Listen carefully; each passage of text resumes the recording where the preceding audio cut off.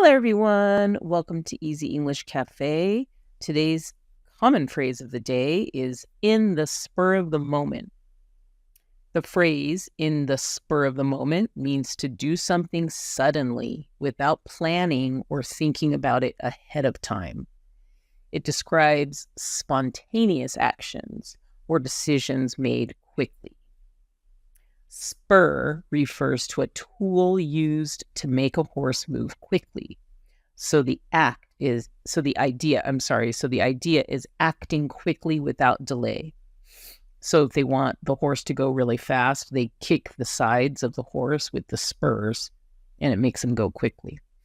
When something is done in the spur of the moment, it's usually unexpected or impulsive. The phrase is often used when talking about surprise decisions, spontaneous trips, or unplanned events.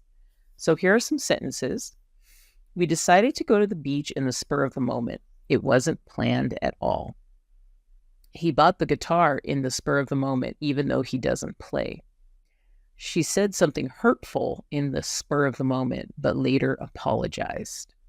So give it a try. Try to use it in a sentence. Try to listen to it when you're watching TV or a movie, and you might hear this phrase.